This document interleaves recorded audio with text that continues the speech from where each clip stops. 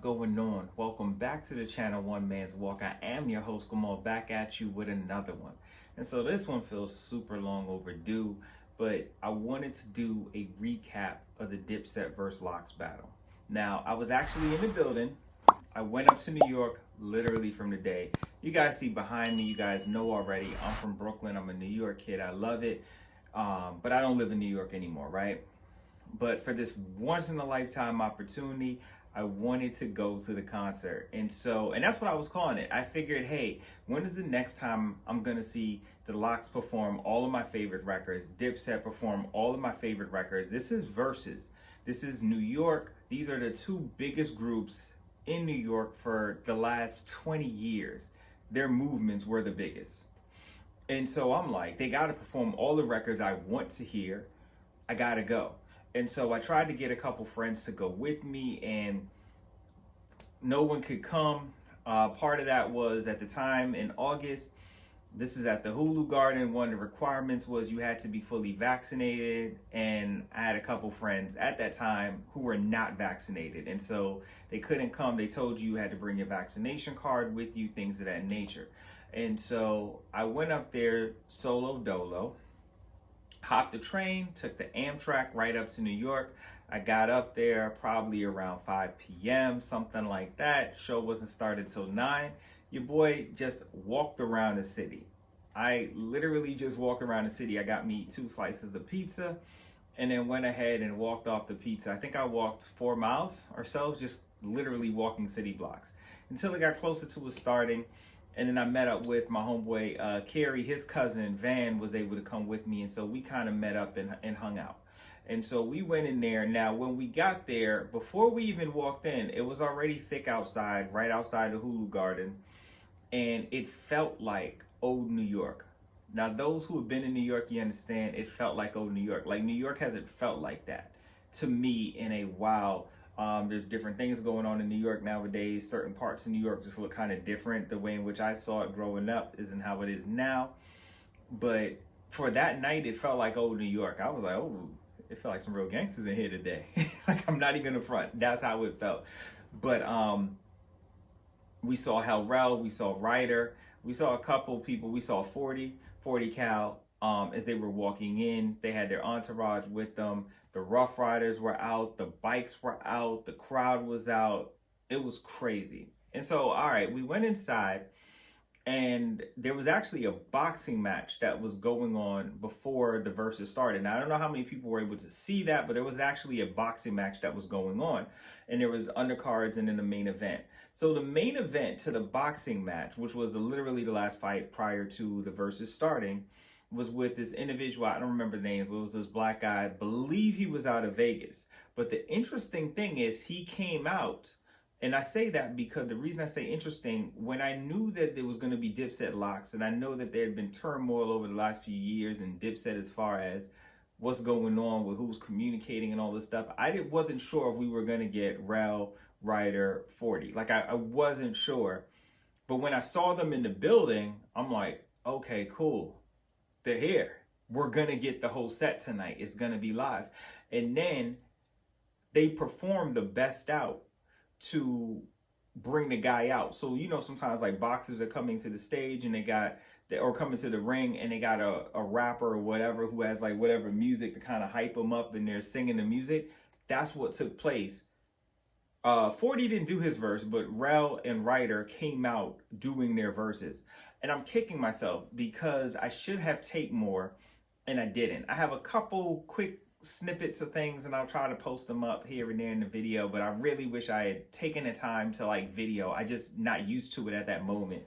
But anyway, they come out to it. And for those who don't know, the best out record is nuts.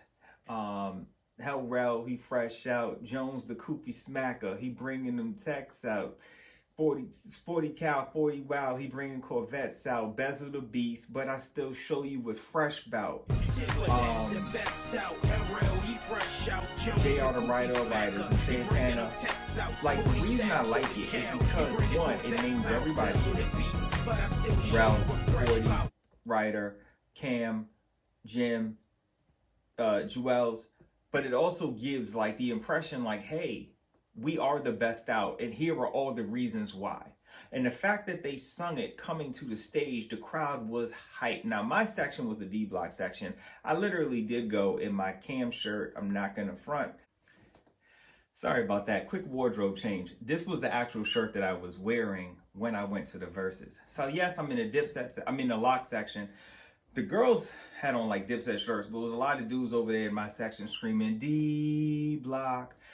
But anyway, so they come out to the writer and the Hell Rell record, and I'm like, yes, it's gonna be one of those nights. And then the show starts, and here you might see a little clip, because I did have it when the guy came up and he does that, let's get ready to rumble, but he didn't do that part. He kind of went up until that point, but then he never gave that part, and I was like, what are you doing? You're here. And but it was still nice. So now the Lox come out, and I'm like, we're all waiting. Like it was like a weird 3-4 minutes where there was nothing. And I don't know what it was like for people who were like watching at home, but for all of us who were there, it was like a 3-4 minute window, and we were like, where's Cam? Where's Joel's? Where's Jim? Where's Rel? Where is everybody? So then finally, Joel's and Jim come out, but there's no Cam. Oh, Freaky comes out with them. They kind of stagger the coming out, but they all kind of come out together as a nucleus. So we're like, hold up, where's Cam? Is Cam not here? Now, my homeboy said he saw Cam earlier in the day. My homeboy Van, he said he saw Cam early in the day. So I'm like, Cam was here. Where's Cam? And then like a minute goes by. It's like this weird, and then Cam finally comes out. And I was like, that's weird. Now, the Lox are yelling at them like, yo, come out, whatever. Then it got this whole back and forth. Now, you guys saw this. Was giving you the background of what kind of took place. So now we're here. We're at the Verzuz. It's starting. And I'm like, what's the record that they're going to come out to? They got to come out. Like, if the Lox is doing it, I'm like, yo, they got to do F you. Like, that record just brings the energy. It sets the tone. You know how I feel. It's almost like an intro. It sets the tone for what the night is going to give you.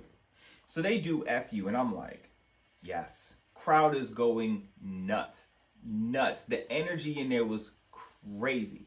So now I'm like, all right, I would have liked for them to come out to the Best Out record personally, as far as having the whole set on there. But clearly Dipset for the night was going to be the original 3 members, Cam, Jim, Santana. It didn't look like we were getting Rel in them, though they were in the building.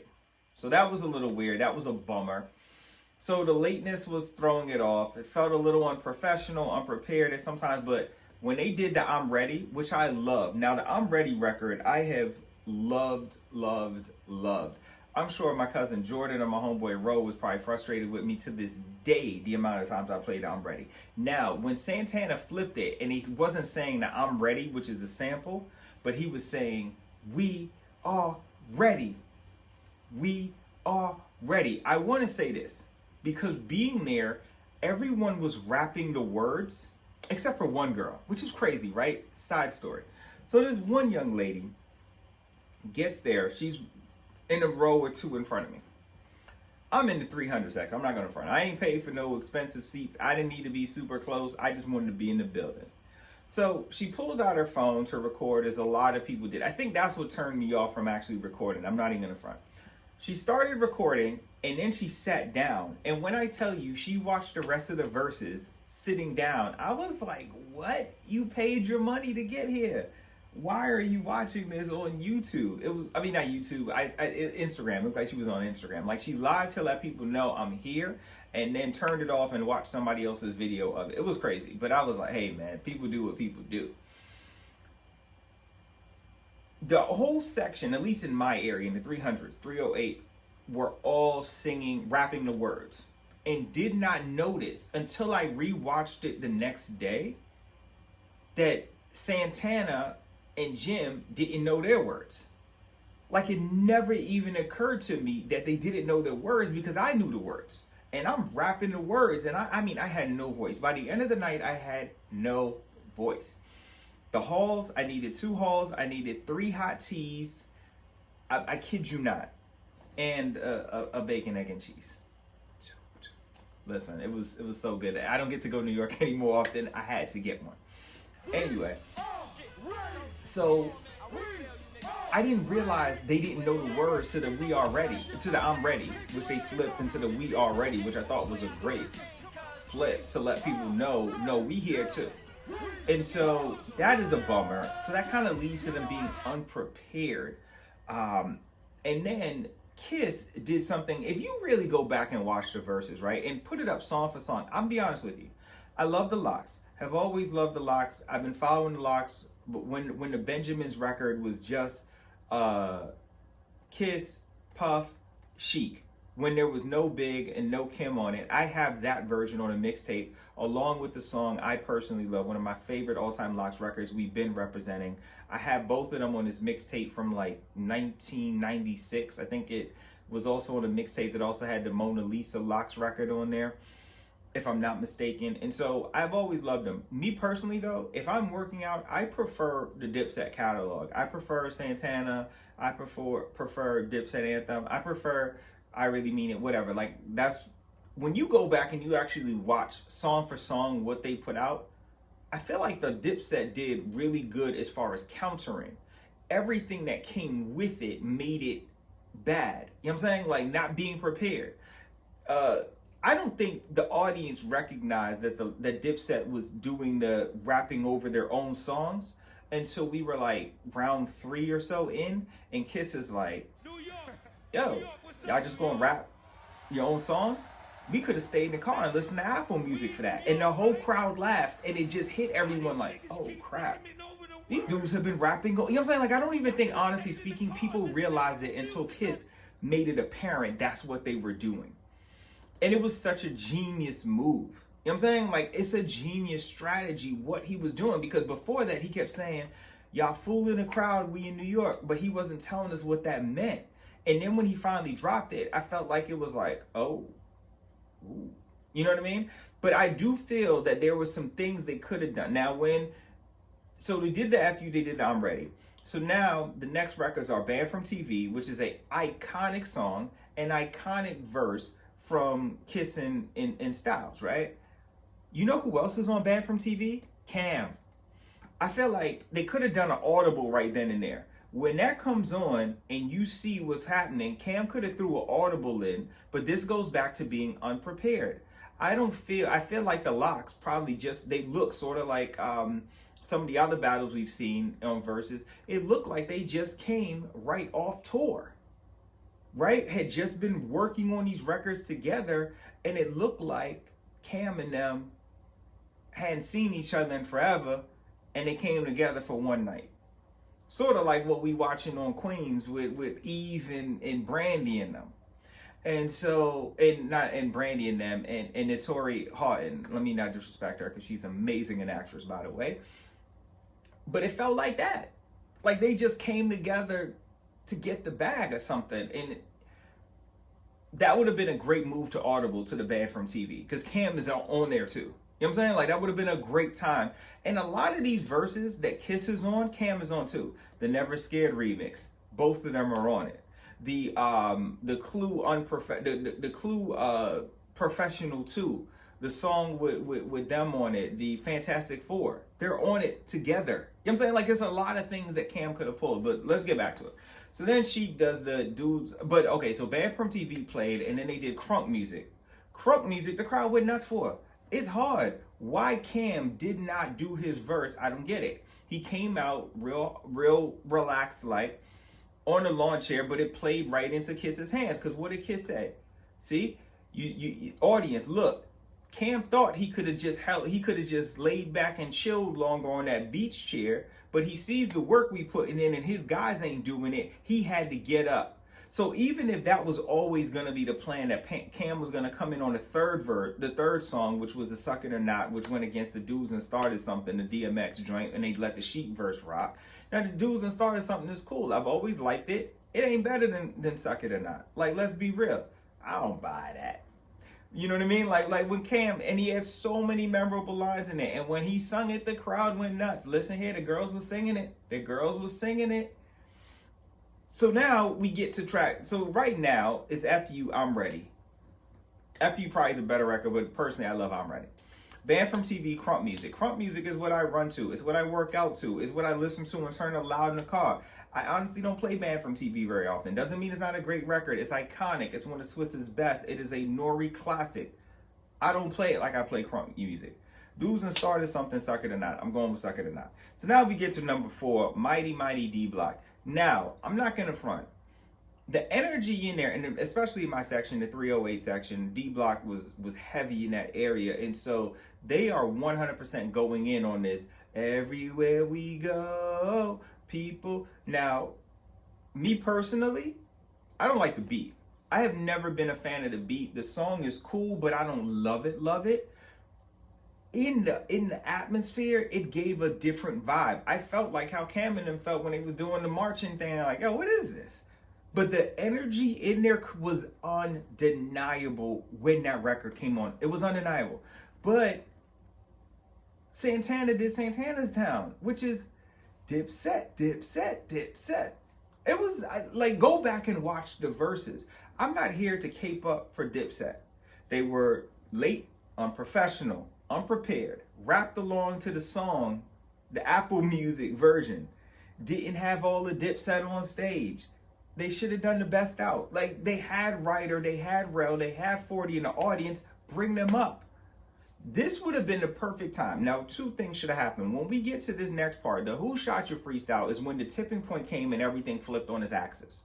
When Kiss did the Who Shot Your freestyle, which I was not expecting. Now, I still know the words with word for word. I was rapping it. And there was other people in my section going in. But you could not have told me the Who Shot Your freestyle was going to play. But I don't know why I didn't think that, because I watched how Kiss did with Fab. I saw the work he put in on Fab, and he gave Fab the chest-to-chest freestyle. He gave Fab the living off experience verse. Like, he gave him all of the mixtape stuff. Why I didn't think that we would have got this, I don't know. But Cam followed it with the Get 'Em Girls, Leave Me Alone. 2 really good records, but Read the Room, seeing what Kiss did, where he did the acapella, then he did it with the beat, how he's talking about you guys are rapping along to, Cam needed an audible. 2 things should have happened. Either that's the time where you do your most iconic freestyle. What's Cam's most iconic freestyle? The Rap City freestyle, where he's rapping over the face, My Block. Where he's counting the money the whole time on the record. Come on, like, that is the verse you give people. People know that verse. That is your most iconic verse. That is in your most iconic outfit. He was in the pink. That's the other thing. Cam is always repping the pink. Now, I'm not here to be out here like, yo, you got to rep pink. I'm not out here for that. But that is part of the brand with Cam. How is Cam not on brand on the verses when all eyes are on him? I've seen him on videos since the verses where he's in pink. I'm like, yo, Cam, you should have been in the pink. But that verse right there, 4 mil for Def Jam, and I ain't sell a record for him. You gotta do that verse. You gotta do that verse. I feel like if he did that as an audible, similar to if he did the Banned from TV, where he's like, yo, you guys got a verse? Guess what? I got a verse on here too. And raps his verse, I feel the verses goes a little differently. I feel like the direction of the verses goes differently, because then afterwards, this is where they messed up next. So right afterwards, the Lox do the Reservoir Dogs, and we get the Sheik in the Styles verse. The Sheik verse, to me, is probably the best verse on that Reservoir Dogs, where he's like, I kick rhymes to the poster till I swear big moves. Like, nuts. And that was also the first time we heard Sheik where people were unanimously like, yo, all right, Sheik isn't just a third wheel. She can actually rap. Because leading up to that point, everybody was like, yo, it's Kiss, it's Styles, and I guess the other guy. When Reservoir Dogs came out, it was a rap as far as how nasty a verse that Sheik verse was. And then from there, Sheik had like a 2-3 year run where he was crushing Kiss and Styles. Whatever. He was crushing them on verses.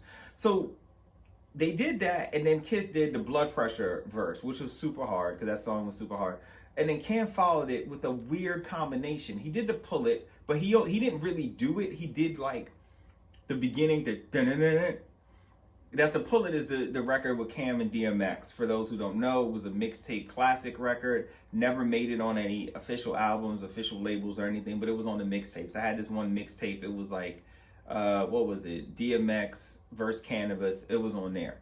So he does the Pull It beat, and then he does 357, which is cool, but 357 should not have played in the verses. I don't know if that's just a Cam fave. You know what I'm saying? But me personally, that probably should not have played in the verses.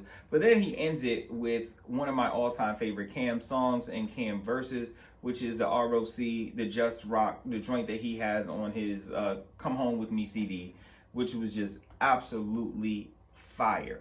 Like bananas fire. So now we're at like the 24 Hours to Live is what Sheik does. But then Jim has his own set. Now the Jim set was nasty. I feel like we should have had more Jim. Reason I say that is because Cam hasn't done music in a while. Santana hasn't done music in a while. Jim is the relevant one. And personally, I think Jim has the best catalog of them. Cam is still the best rapper of the group, but Jim has the best catalog of the group. I think Jim's catalog is nasty. And when he did his set, now I do have a problem with Jim with this. The G's Up should have rocked. He let it start, he let the beat come in, he let the verse play, the crowd was singing it word for word, and then he turned it into Bird Gang Money. No offense to Bird Gang Money. Fire record. He could have still played Bird Gang Money, but I needed your verse from G's Up. You should have let the verse play, let your hook play, let the verse play, let the hook play, and then go into Bird Gang Money. My only gripe with that. So now let's skip up a little bit. Let's skip up a little bit. The other mess up I really feel is Cam is like, he does Welcome to New York City, which you gotta do. And then he's like, y'all ain't got no New York records. And I'm like, huh? He's on Kisses on New York. He's on a Ja and Fat Joe record. He's on there. The greatest anthem for New York. It is. It's not the Jay-Z, Alicia Keys. It's not the Cam and Jay-Z. It's not even the Jay-Z Where I'm From. It's not the Peter Guns and Lord Tariq. You know what I'm saying? Like, these are all great New York records. These are all great anthems for New York. But when you want to hear the record that speaks to what New York is or what New York was, I don't care if people don't want to admit it, that Ja record is the record. And when that came on and he and Kiss went in with it and was like, nah, this the real New York record. I'm speaking to the real New York right here. The energy between Welcome to New York and when New York came on was completely different. And then when he's like, I'm outside, it was a wrap. And Cam was like, it's like Cam forgot that record there. That goes back to the unprepared part. You understand? So now we're going to wrap this up. When Styles does Locked Up, which I've never been a fan of. The Akon record is cool, the hook is nice, but it's not been my thing. When Jim again does Certified Gangsters, the crowd's energy went up. I just wish Jim was more lively. Like, he was too cool and laid back, because his records are gangster. His records will get you hype. His records bring that energy, but he was real, like, I don't say real Harlem, like, you know, Harlem dudes, I love him. But he was real laid back, and I felt like he needed more energy. So last thing I'm gonna say with this verse is, right, the last three songs, when Jim did We Fly High, I said, okay, good, we're gonna get these last three, we're gonna knock them out. And then like the Lox did Benjamins, and then I thought they should have done I Really Mean It, and Santana, Dipset Anthem should have been the last one, but it wasn't. So Dipset Anthem went against Benjamins. Benjamins is an all-time record. I personally love Dipset Anthem more. I'm sorry. It is what it is, man. That Dipset Anthem to me is in my top 5 just greatest rap records for me when it comes to the energy that I want. If I'm working out, I want to get hype. It is what it is. So now, the Lox, I think, messed up because they did Wild Out. And I was like, why wouldn't you do We Gonna Make It? Like, Wild Out to me personally was never good. Like, I never liked it. I didn't like the hook. I thought it was corny. Like, it was just not, it wasn't my cup of tea. I bought that Lox CD, and I remember it was delayed, and when it came out, it was snowing, and I still went out in a snow blizzard to get it because I was so hyped. That's how much I love the Lox. But when I tell you I never play Wild Out on that CD, like ever, I just skip it. When I'm like, all right, I'm telling the audience, like the people around me, I'm like, yo, we just got We Fly High, we got Dipset Anthem, Cam about to come in and crush it, would I really mean it? And then he did Killer Cam, and I was like, huh? What? What are we doing? Like, Killer Cam is cool. Again, probably not something I would do in the verses if you only doing 20. So, as a whole, it was a great experience. And even when we left out of there at the very end, because I really mean it came at the very, very, very, very, very end after Cam and them had messed up again and allowed Kiss to come off and ring off all them girl records because they're like, you don't have no girl records. One, they wasted it.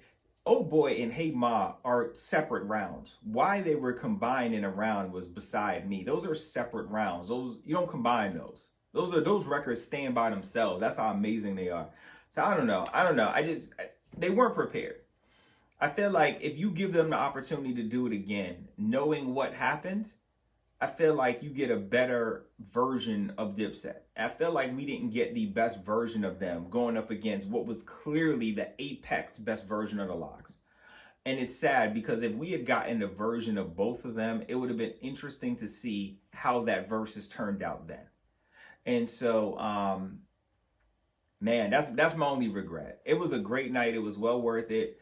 I left out of the verses, saw Rel, saw Ryder again, gave a head nod as they was heading out. We just passed each other on the street. It was a rack of people just out there, out and about in the streets around the Hulu Garden. And so I didn't try to do the hanging outside thing. I'm a little too old for that. And it felt like old New York was out there. So I kind of just wanted to, kind of get away or whatever, but so worth it. Again, I just kicked myself that I did not tape enough. But it was well worth it. It was an amazing time. But you guys let me know, man. How did you like it? Hopefully, I gave you a little different insight to the verses and on this recap and what I thought and my experience from being there and some of the behind the scenes and some of the things that happened first and everything. But as always, I hope you guys have a wonderful, blessed, productive, stress-free day, weekday, weekend, whenever you're listening, however you're listening. Till next time.